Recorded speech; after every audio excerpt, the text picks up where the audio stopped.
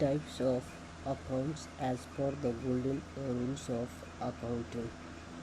आज यस भिडियोमा हामी अकाउंट कति प्रकार को हुन्छ त्यसको बारेमा चाहिँ कुराकानी गर्नेछौँ। Let's start our topics. The topics is types of accounts as per the golden rules of accounting। Accounting को गोल्डन रूल अनुसार अकाउंट कति प्रकार को हुन्छ त्यसको बारेमा हामी चाहिँ यस भिडियोमा बुझ्नेछौँ।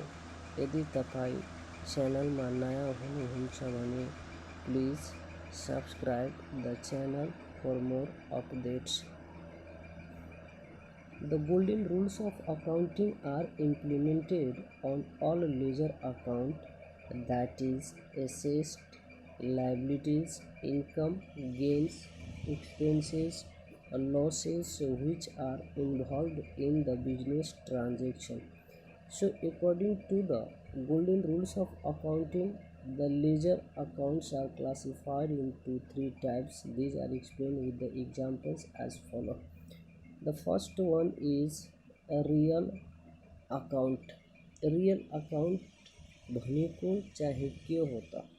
As per the golden rules of accounting, accounting को golden rule अनुसार the real account includes those accounts that are related to assets of the business enterprises। So this rule is applicable to the following business transactions which are related to the assets accounts। Real account भनेको त्यस्तो प्रकारको खाता हो जुन खाता चाहिँ कुनै पनि बिजनेसको सम्पत्तिसँग सम्बन्धित हुन्छ। जसरी बिजनेसको सम्पत्ति भन्नाले कि एउटा बिजनेसको नाममा अथवा एउटा बिजनेससँग भएका सम्पूर्ण प्रकारको वस्तुहरूलाई हामी चाहिँ त्यसका सम्पत्ति भन्ने गर्दछौँ। जसरी मानौ कुनै एउटा बिजनेस छ, अब त्यो बिजनेससँग आफ्नो बिल्डिङ हो, आफ्नो उसको जमिन हो, उससँग आफ्नो भेहिकल्स हो, उससँग आफ्नो चाहिँ फर्निचर हो। अब बिजनेसभित्र विभिन्न प्रकारका फर्निचरहरू हुन्छ, जसरी टेबल, डेस्क, बेन्च, कुर्सी, त्यस्तै कम्प्युटरहरू। त्यस्तै बिजनेसभित्र पैसा पनि बिजनेससँग पैसा पनि हुन्छ। त यी सम्पूर्ण वस्तुहरूलाई हामी चाहिँ के भन्ने गर्दछौँ? बिजनेसको सम्पत्ति भन्ने गर्दछौँ। त बिजनेसको सम्पत्तिसँग सम्बन्ध राख्ने अथवा बिजनेसको सम्पत्तिसँग सम्बन्धित खाताहरूलाई हामी रियल अकाउन्ट भन्ने गर्दछौँ।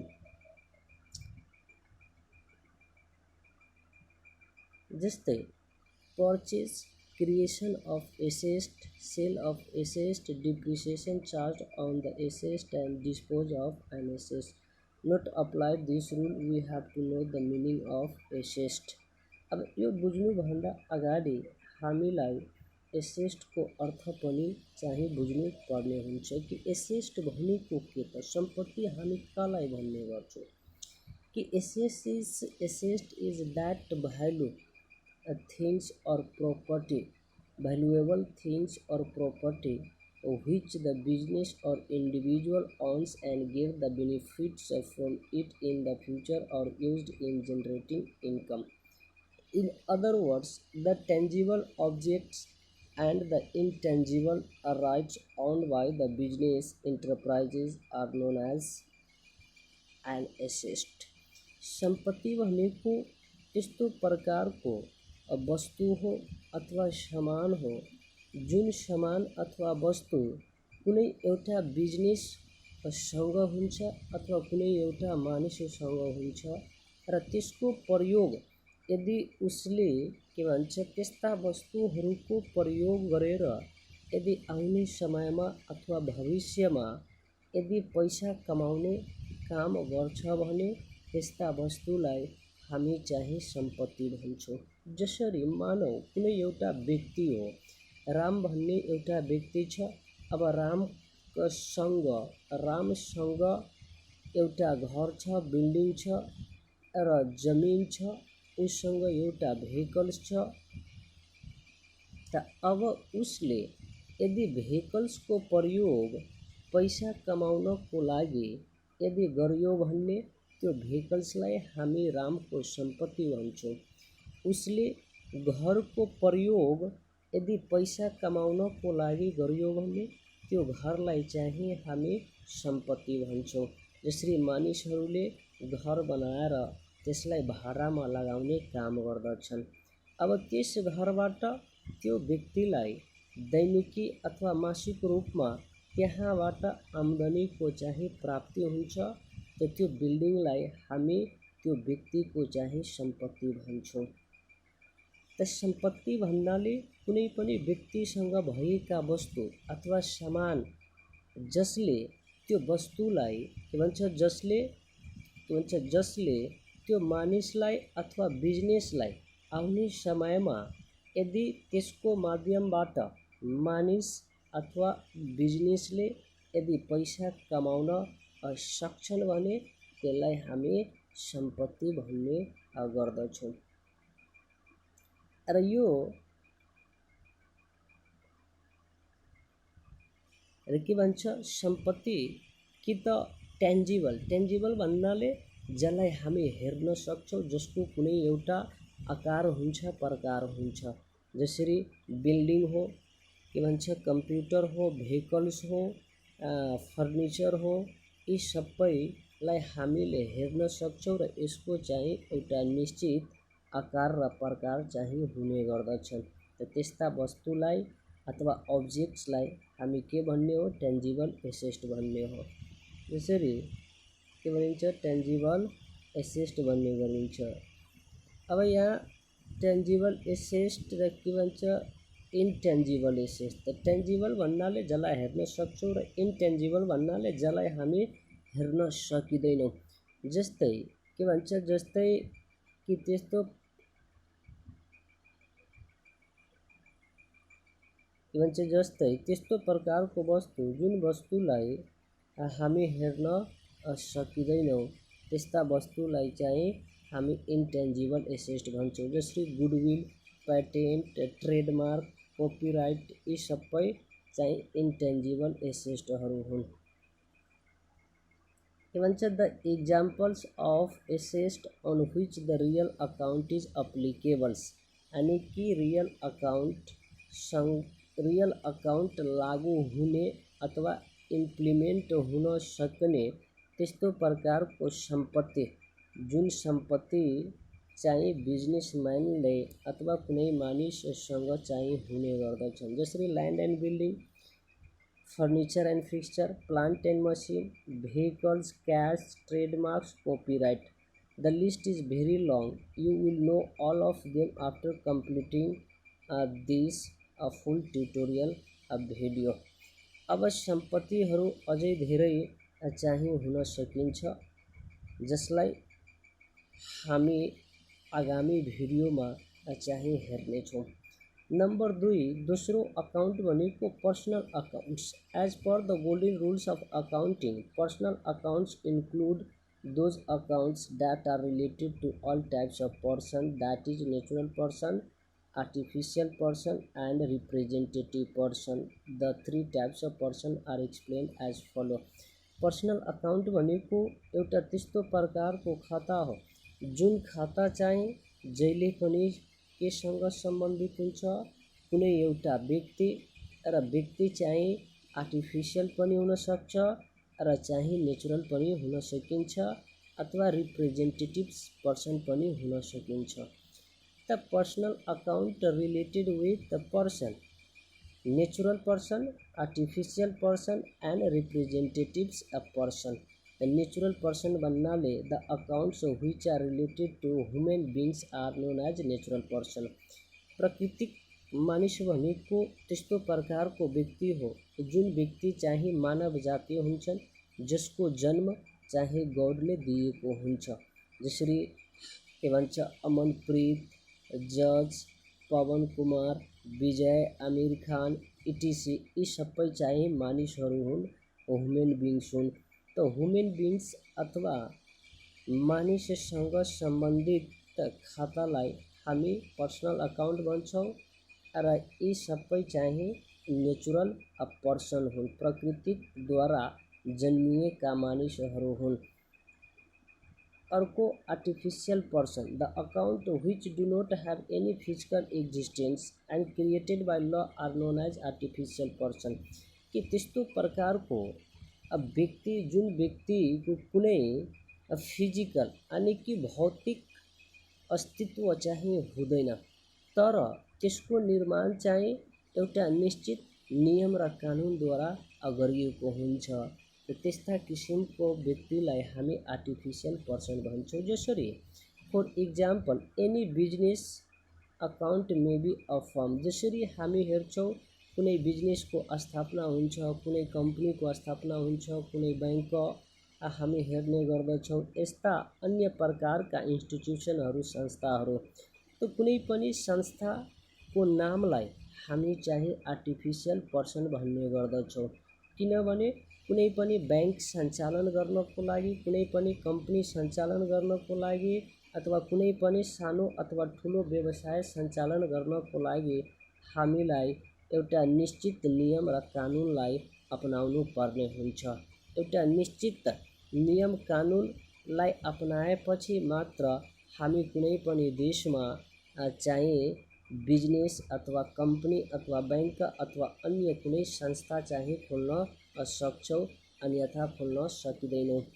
त के भन्छन् कि कुनै पनि संस्थाको जुन नाम हुन्छ त्यो नामलाई हामी आर्टिफिसियल पर्सन भन्छौँ। जसरी एनआइसी एसिया बैंक लिमिटेड। त एनआइसी एसिया बैंक लिमिटेड चाहिँ के भइसक्यो, आर्टिफिसियल पर्सन भइसक्यो। त्यसरी नेपाल बैंक लिमिटेड, यो नेपाल बैंक लिमिटेड चाहिँ आर्टिफिसियल पर्सन भइसक्यो। हिमालयन बैंक लिमिटेड एउटा आर्टिफिसियल पर्सन भयो। जसरी जगदम्बा के भन्छ, सूर्या नेपाल भन्ने चाहिँ एउटा आर्टिफिसियल पर्सन भइसक्यो। हुलास स्टिल इन्डस्ट्रिज, यो चाहिँ एउटा आर्टिफिसियल पर्सन भइसक्यो। त्यस्तै तेस्रो हो रिप्रेजेन्टेटिभ पर्सन, प्रतिनिधित्व गर्ने व्यक्ति। कि those account which represents the person or group of person are known as representative person. Representative person भन्नाले त्यस्तो प्रकारको व्यक्ति हो अथवा त्यस्तो प्रकारको मानिसहरूको समूह जसले चाहिँ के भन्छन्, प्रतिनिधित्व गर्ने काम गर्दछ। जसरी फर इक्जाम्पल आउटस्ट्यान्डिङ स्यालेरी। अब यो आउटस्ट्यान्डिङ स्यालेरीले के बतलाउँछ कि धेरै मानिसहरूको तलब चाहिँ बाँकी हो। प्रिपेड एक्सपेन्सेस, धेरै खर्चहरूको भुक्तानी अगाडि नै गरिसकेको हो। एकर्ड इन्कम, धेरै पैसाहरू कमाइसकेका छन् तर त्यसको प्राप्ति भएको छैन। त यी सबै चाहिँ के हो, रिप्रेजेन्टेटिभ पर्सन हो। त कति प्रकारको पर्सन भयो, 3 प्रकारको, एउटा नेचुरल र एउटा आर्टिफिसियल र एउटा चाहिँ रिप्रेजेन्टेटिभ पर्सन। अब तेस्रो टाइप्स अफ अकाउन्ट हो nominal account. As per the golden rules of accounting, nominal account includes those accounts that are related to all expenses, losses and incomes and gain। Nominal account भनेको त्यस्तो प्रकारको खाता जुन खाता चाहिँ के भन्छन्, खर्चसँग, घाटासँग, आम्दानीसँग र फाइदासँग चाहिँ सम्बन्धित हुन्छन्। किनभने एउटा बिजनेसमा निरन्तर रूपमा खर्च भइराखेका हुन्छन्, घाटाहरू पनि हुन सकिन्छ, निरन्तर रूपमा आम्दानी हुन्छन् र फाइदा पनि हुने गर्दछन्। त कुनै पनि बिजनेसको खर्चसँग, घाटासँग र त्यसको आम्दानी र फाइदासँग यदि सम्बन्ध राख्छ भने त्यसलाई हामी नोमिनल अकाउन्ट भन्छौँ। Examples of nominal account on which the nominal account is applicables. Expense accounts, जसरी खर्चहरू, स्यालेरी, कुनै पनि बिजनेसमा कर्मचारी हुन्छ त्यसलाई स्यालेरी दिनु पर्यो, लेबर हुन्छ त्यसलाई ज्याला दिनु पर्यो। अब बिजनेसले आफ्नो बिजनेसलाई सञ्चालन गर्नको लागि विभिन्न प्रकारका वस्तुहरू खरिद गर्छन्। इलेक्ट्रिसिटी बिल्स, बिजुलीको bill, telephone bill, mobile rent, transportation charge, rent paid, etc, यी सबै चाहिँ के हुन् त, खर्च हुन् कुनै पनि एउटा बिजनेस भित्र हुने त्यो सबै खर्चहरू हो। यसरी इन्कम अकाउन्ट्स जसरी सेल्स, अब बिजनेसले आफ्नो वस्तुलाई बेचेर प्राप्त भएका पैसालाई हामी सेल्स भन्छौँ। कमिसन रिसिप्ट, त्यस्तै rent on sublet building receipts etc. अब बिजनेसम्यानले आफ्नो बिजनेसभित्र भएका अन्य कुनै रुमहरू अथवा घरहरू अरू कुनै व्यक्तिलाई अथवा बिजनेसलाई भाडामा लगाएको छ भने त्यहाँबाट आउने पैसालाई हामी के भन्छौँ? इन्कम भन्छौँ। That is rent receipt. Loss account, loss on sale of an asset. अब कुनै सम्पत्ति बेचियो, 500 को कुनै वस्तु थियो त्यसलाई 400 मा बेचिदियो, 100 रुपियाँ घाटा भइसक्यो। लस बाई थेफ्ट, अब बिजनेसमा भएका वस्तु अथवा सामानलाई चोरले चोरेर लगिदियो, घाटा भइसक्यो। आगोले गर्दा नष्ट भइसक्यो, घाटा भइसक्यो। एक्सिडेन्टमा चाहिँ नष्ट भइसक्यो, टुटिसक्यो, फुटिसक्यो, घाटा भइसक्यो। यो चाहिँ सबै के हो? लस अकाउन्ट हो। Profits account, profit on sale of an asset, कुनै पनि सम्पत्तिको बिक्री गर्दाखेरि त्यसमा हुने फाइदा। जसरी 500 को सामानलाई हामी यदि 600 मा बेचिदिन्छौँ भने हामीलाई 100 रुपियाँको चाहिँ फाइदा भइसक्यो। अब के भन्छ? The 3 golden rules of accounting. अकाउन्टिङको 3वटा नियम र कानुन छ जसको आधारमा हामी चाहिँ जर्नल इन्ट्रीको निर्माण गर्न सक्छौँ। Types of account, the golden rules of accounting. Real अकाउन्टले के भन्छ? Debit what comes in and credit what goes out. Real account त्यो अकाउन्ट जो चाहिँ केसँग सम्बन्धित हो? सम्पत्तिहरूसँग। त यदि कुनै पनि सम्पत्ति बिजनेसभित्र अथवा बिजनेसलाई प्राप्त हुन्छ भने त्यसलाई हामीले डेबिट गर्नु पर्यो। Debit what comes in. त बिजनेसबाट कुनै पनि सम्पत्ति यदि बाहिर जान्छ भने त्यसलाई हामीले क्रेडिट गर्नु पर्ने हुन्छ। त्यस्तै पर्सनल अकाउन्ट, पर्सनल अकाउन्ट भन्नाले व्यक्तिसँग सम्बन्धित खाता र यस खाताले हामीलाई के भन्छ? डेबिट द रिसिभर, यानि कि कुनै पनि वस्तुको प्राप्त गर्ने मानिस अथवा बिजनेसलाई हामीले डेबिट गर्नु पर्यो र कुनै पनि व्यक्ति अथवा बिजनेसले यदि कुनै सामान अरूलाई दिन्छ भने दिने मान्छेलाई हामीले क्रेडिट गर्नु पर्ने हुन्छ। त्यस्तै तेस्रो रुल हो नोमिनल अकाउन्ट। नोमिनल अकाउन्ट भन्नाले खर्च, आम्दानी, घाटा र नफासँग सम्बन्ध राख्ने। बिजनेसमा यदि कुनै खर्च हुन्छ, बिजनेसलाई कुनै घाटा लाग्छ, त्यसलाई हामीले के गर्नु पर्यो? डेबिट गर्नु पर्यो। यदि बिजनेसलाई आम्दानी हुन्छ र फाइदा हुन्छ भने त्यो आम्दानी र फाइदालाई हामी चाहिँ क्रेडिट गर्नुपर्ने हुन्छ। Number 1, real rule account. As I have explained above in the types of account that the real rule is only applicable to the assessed account. It means as per the statement of the real rule, debit the assessed account and when assessed come into the business। अब यसले के भन्छ कि real अकाउन्टको अनुसार बिजनेसभित्र जति पनि सम्पत्तिहरूको प्राप्ति हुन्छ त्यो सबै सम्पत्तिलाई हामीले डेबिट गर्नु पर्ने हो। जसरी के भन्छ? Purchase machine of ₹5000। मानौ 5000 को मसिन चाहिँ बिजनेसम्यानले के गर्यो? खरिद गर्यो। अब बिजनेसभित्र के आउँछ? के आउने भयो? मसिन। त त्यो मसिनलाई हामीले के गर्नु पर्यो? डेबिट। Machine account DR. अब बिजनेसबाट बाहिर के जान्छ? त पैसा जान्छ। त पैसा क्यास के हो? रियल अकाउन्ट हो। त क्रेडिट व्हाट गोज आउट? त टु क्यास अकाउन्ट हामी चाहिँ गर्छौँ। त्यही कुरा यहाँनिर रियल रुल अकाउन्टले भन्छ।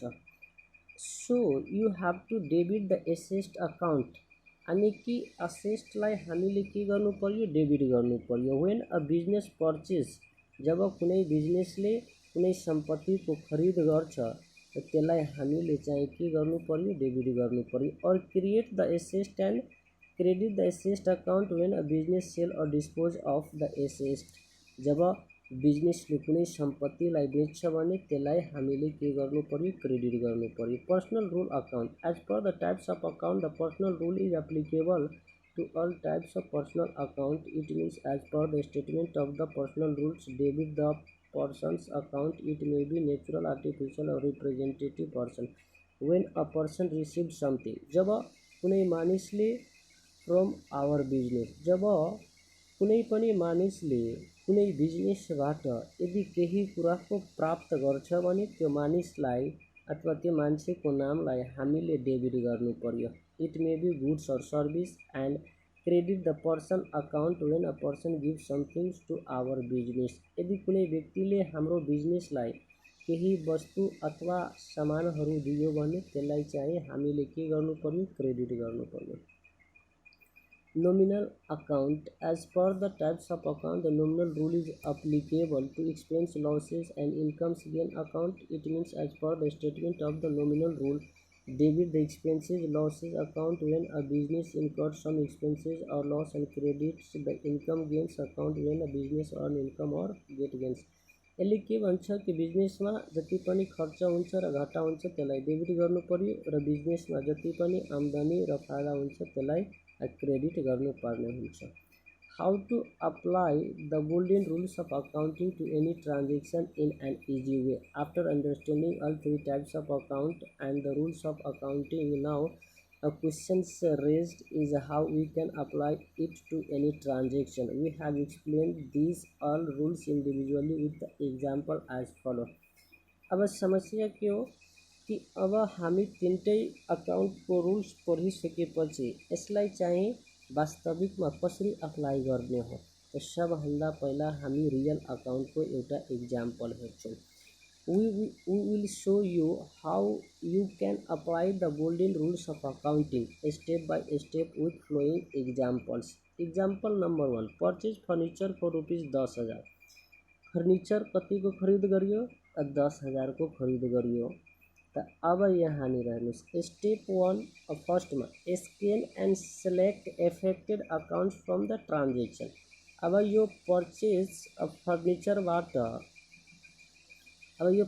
फर्निचरबाट कतिवटा अकाउन्ट्स यसमा इन्भल्भ हुन्छ त्यो कुरालाई चाहिँ हामीले पत्ता लगाउनु पर्ने हो. त पर्चेज फर्निचर फर ₹10,000. त यसमा चाहिँ एउटा फर्निचर आयो र एउटा चाहिँ के आयो, क्यास आयो.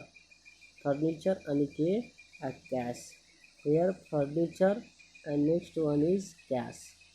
सेकेंड स्टेपले के भन्छ, select what types of account these are separately. अब फर्निचर कुन अकाउंट हो र क्यास कुन अकाउंट हो. फर्निचर एसेस्ट भयो, सम्पत्ति हो, र क्यास पनि के भयो, एसेस्ट भयो.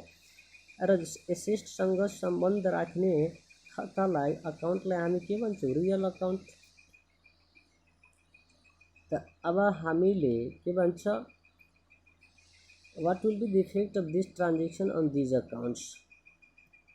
त अब यसले के भन्छ, फर्निचर हामी पर्चेज गरियो र हामी चाहिँ पैसा तिर्यो, त्यसलाई हामी पेमेन्ट भन्छौँ. त के भन्छ, rule is apply to these accounts. अब यसमा गोल्डन रुल्स हामीले कसरी अप्लाई गर्ने हो त बिजनेसमा आयो के, comes in. What comes in business. त बिजनेसमा फर्निचर आयो, अब बिजनेसबाट बाहिर के गयो, अब पैसा गयो.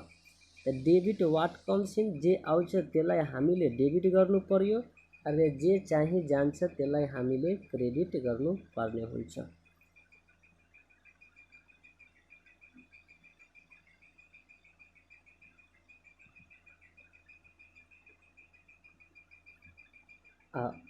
अब फर्निचर पर्चेज थियो 10,000 को. अब यसको हेर्नुहोस्, त फर्निचर बिजनेसमा आयो त वाट कम्स इन, के आयो, फर्निचर. त फर्निचर अकाउन्ट डियर. अब बाहिर चाहिँ के गयो, क्यास. त क्रेडिट वाट गोज आउट, त टु क्यास अकाउन्ट. अब हामीले एउटा नरेसन लेखिदिन्छौँ, being purchase of furniture.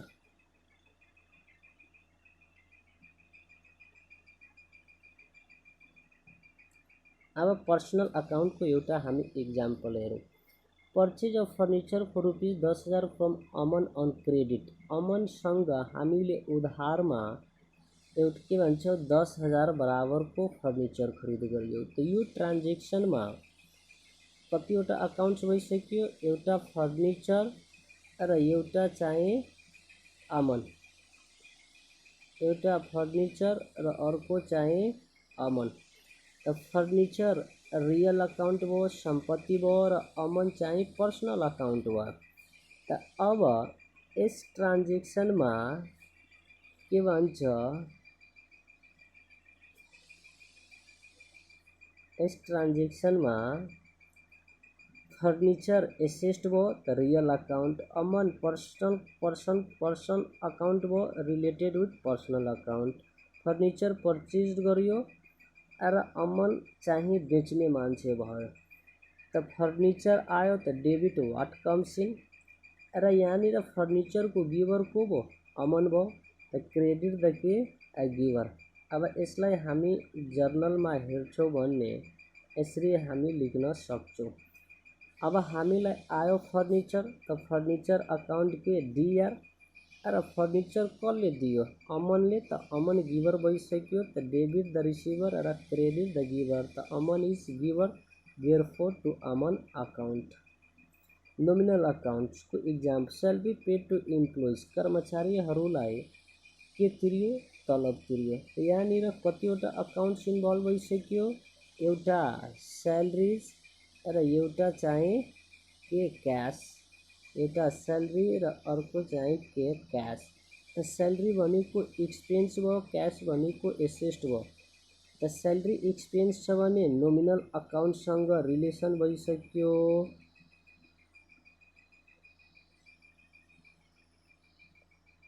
Salary expense त नोमिनल अकाउंट भइसक्यो। क्याश सम्पत्ति छ त यो चाहिँ रियल अकाउंटसँग सम्बन्ध भइसक्यो। सैलरी अब यहाँ के गरेको, तिरेको, एक्सपेन्स पेड गरेको हो।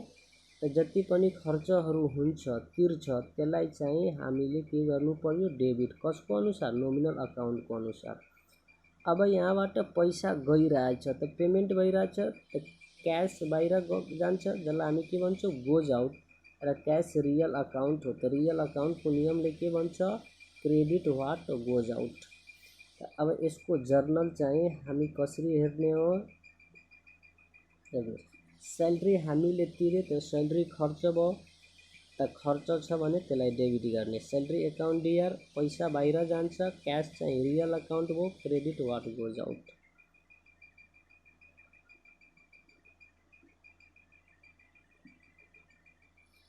Thanks for watching the video. Please like and subscribe the channel for more information.